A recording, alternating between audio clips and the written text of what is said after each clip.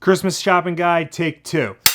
Hopefully this time the mic doesn't slowly creep into frame. I keep forgetting that next week is Christmas. I still have a lot of things I want to get done before that day happens, and it just feels like it's creeping up on me. I can't be the only person who feels this way. I mean, I still got gifts to get. I still got to get the house in order. My mother's birthday is this month as well, so I have to worry about that. Plus, Star Wars comes out this week, and that takes precedent over everything.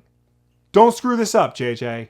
Please. Now, while I still have gifts to get, I'm not exactly worried about actually getting those gifts. What with 2-day shipping from Prime and the fact that I live 5 minutes from major retailers, the actual act of finding something to give to somebody isn't exactly a problem. No, the problem always seems to be what to get somebody. Not everyone is a big effing nerd like me, so I don't exactly know what to get somebody that they would actually like on Christmas.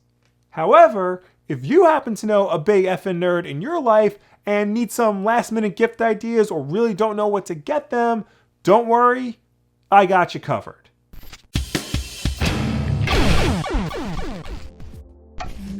Amazon links to everything I talk about will be in the description below. I assume you all have Amazon Prime. This way you get 2 or even 1-day shipping, so actually getting the thing shouldn't be that big of a deal. You should get it before Christmas. If not, most of the things I'm recommending are available at major retailers like Target and Walmart. In fact, I stopped by those stores right before I shot this video just to pick up a few things to actually show on camera.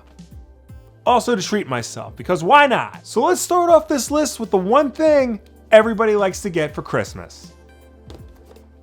Toys! Look, it doesn't matter how old the person is. If they like superheroes, if they like Marvel and DC, chances are they're gonna like a small plastic recreation of their favorite characters. That's just the way the world works. I don't make the rules. And plus, it's not like an adult is actually gonna play with these things, although if they are, that's cool, there's no shame in that. It's just something nice and cute to display, like on their desk, or maybe in a bookshelf. And besides, with modern packaging, the display windows are so big and clear, they can just leave them in the box. There's no need to take them out. They look good in the box as they are. Before we go any further though, I just want to be clear that I am not recommending Funko Pops for Christmas. I have nothing against them. I mean, clearly, and I do think they make good gifts in certain situations, but those situations are things like stocking stuffers or maybe a gift to somebody you're not exactly close to.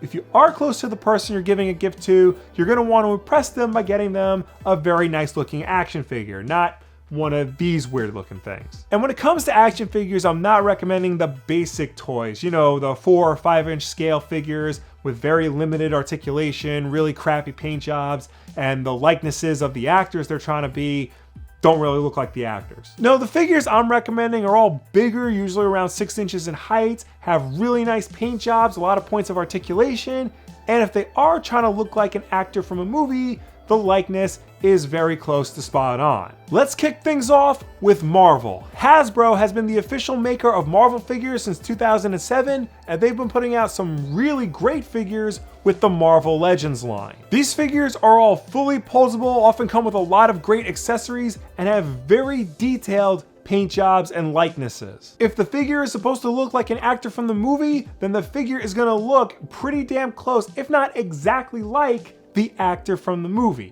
I mean, we've all seen the Paul Rudd Ant-Man figure by this point, right? But Marvel Legends isn't just about the movies. Hasbro releases figures that span the entire Marvel multiverse. In one line of toys, you can get a Spider-Man figure from Far From Home and a Julia Carpenter Spider-Woman figure from the comics. And you put them side by side and they don't really look out of place with one another. These have always been very popular figures with collectors. Just owning one, hell, just seeing one in the store, it's very easy to see why. Also, more often than not, every Marvel Legends figure comes with an extra piece that goes to another larger action figure for you to build. This Build-A-Figure gimmick, as it were, really is just a cheap way to try and get you to buy more toys. If you just get one, you're only gonna have one piece, and you're gonna wanna build that extra figure. You basically get another whole figure in a line of toys for free. But it is a gimmick that works. If you want to take your figure out of the box, this is sort of a fun meta game for you to play to try and collect them all and build the extra character. In this case, you can build Wendigo. So now I guess the question is, do I start collecting Marvel Legends figures in order to build Wendigo? Do I just leave this in the box and not even worry about it?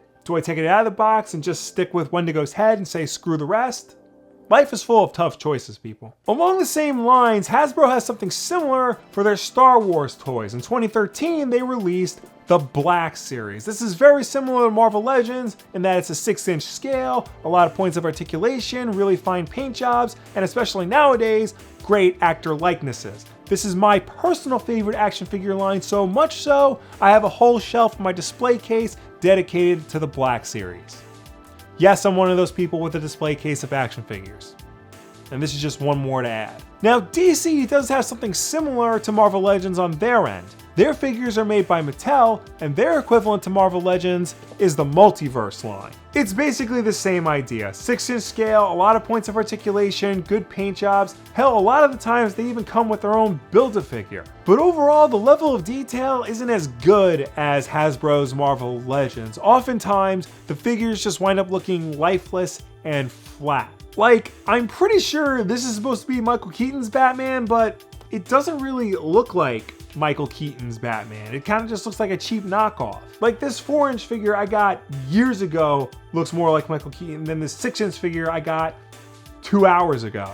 Now don't get me wrong, these figures will work in a pinch, but if you want to really impress somebody with a DC figure, you have to make your way to a comic book shop or peruse Amazon for a little bit, because there is a better option for DC figures.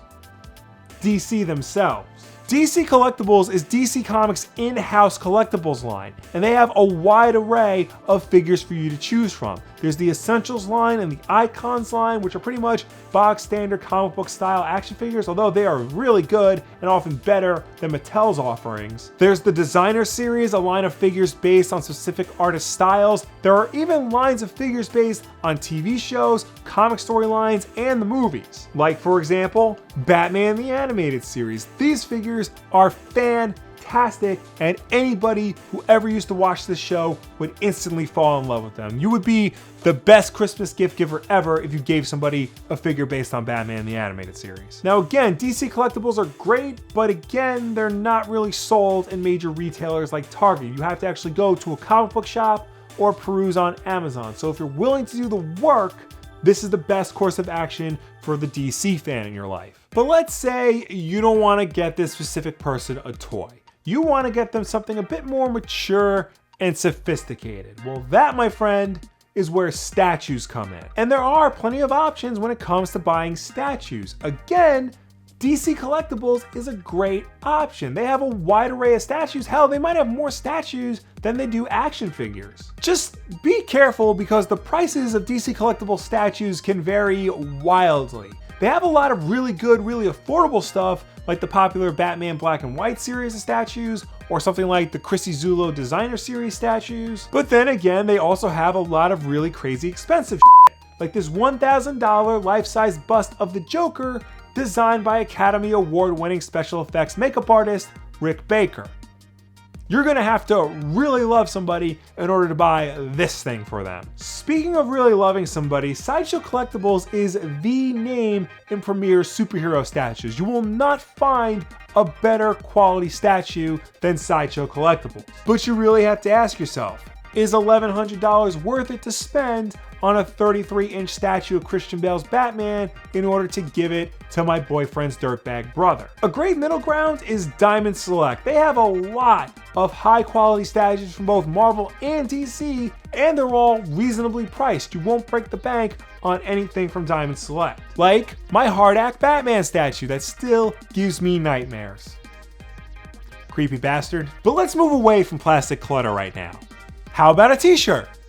Everybody likes t-shirts. Again, places like Target and Walmart and even Old Navy have have a lot of good options for superhero shirts. A lot of times you'll find just the basic logo, but often you'll find ones with really cool and unique artwork. Oftentimes you might even find one with actual comic book art on it. But if you want something a little different to give to your friend or colleague or whoever, if you want something a bit more personal, then you might want to try one of those online stores that specialize in t-shirts with custom-made art on them. You know the ones I'm talking about. They're those websites that allow fans to upload their own artwork to put on t-shirts, and they all offer really cool, really unique takes on different popular franchises. There are hundreds of stores like this online, but I'm going to recommend tpublic.com solely because we have a storefront on there. If you buy anything from our TeePublic store page, we get a kickback from it. So come on, help a guy out.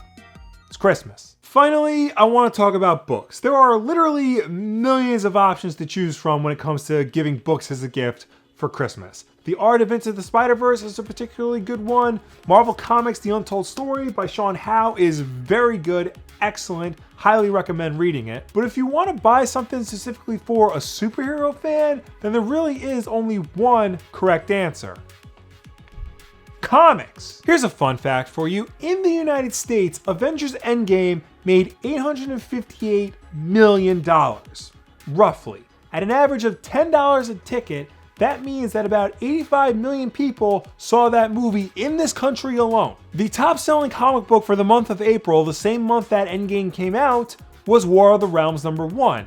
That sold 187,000 copies. So there's a very good chance that the superhero fan in your life doesn't read comics. Now would be the perfect opportunity to fix this problem. Now I got a buttload of videos recommending comics to people, so I'm not gonna bore you with everything. If you want, click the link up here to see a playlist of all my recommendations. Instead, I'll just focus on what came out this year. Did your friend like Captain Marvel and wants to know more? Then they should read In Pursuit of Flight by Kelly Sue DeConnick. Were they really into Shazam? Then you should get them Shazam Origins by Jeff Johns and Gary Frank. Did they see Hellboy and Dark Phoenix and want to know why the hell people were excited for these films even though they wound up being so bad? Then get them the comic book versions of those movies so they can see what all the fuss is about. I'm almost positive that you know somebody who was super into The Boys when it came out on Amazon Prime earlier this year. And I'm almost super positive that person didn't know The Boys was based on a comic book.